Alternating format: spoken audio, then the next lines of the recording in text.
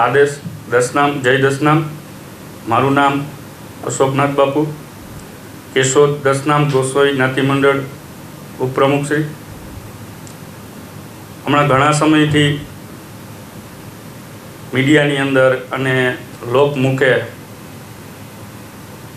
ઘણી વખત આપણે સામે વિડીયો પણ આવેલા છે કે આમ આદમી પાર્ટીના કેન્ડિડેટ જે સખત સનાતન વિરોધી માનસિકતા ધરાવે છે અને જેણે તપોભૂમિ ગિરનાર જેવી ભૂમિની અંદર જે સાધુ સંતો રહે છે, જે સાધુ સંતો વર્ષોથી સનાતન પરંપરાને સાચવીને બેઠા છે, એ સાધુ સંતો વિશે બાવા બાવી જેવા શબ્દોનો પ્રયોજન કરે છે।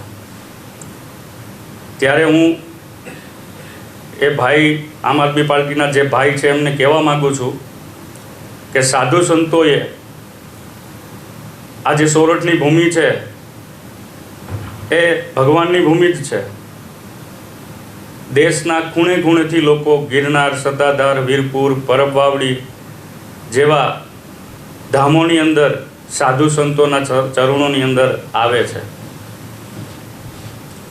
ત્યારે તમે કઈ રીતે કહી શકો કે આ બાવા બાવી શબ્દનું પ્રયોજન કરી અને તમે સાધુ સમાજને સીધે સીધો ટાર્ગેટ કરો છો? હું મીડિયાના માધ્યમથી સર્વે સનાતની સાધુ સંતોને કહેવા માગું છું કે આપણે આંગણે આવશે, આપણે આંગણે આવે ત્યારે આવકારો એ આપણો ધર્મ છે, પરંતુ આવા લોકોને ઉખેડી ફેંકવા જોઈએ કે જે સનાતનના નથી એ કોઈના નથી।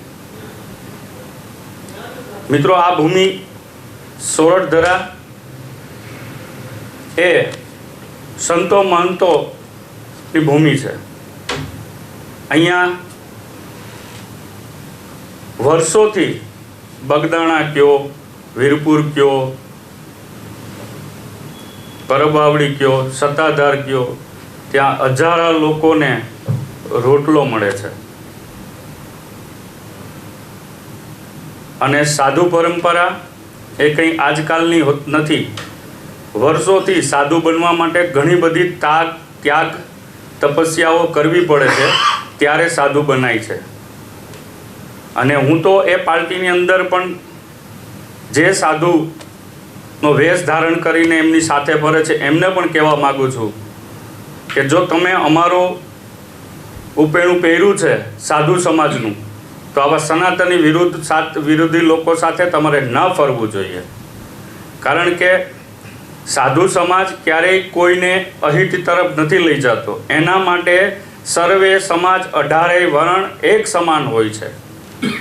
નાના ગામની અંદર નાનું એવું મંદિર, રામ મંદિર હોય છે, એને પણ સાધુ સમાજે આસ્થાના કેન્દ્રને આજે પણ સાચવી રાખ્યું છે।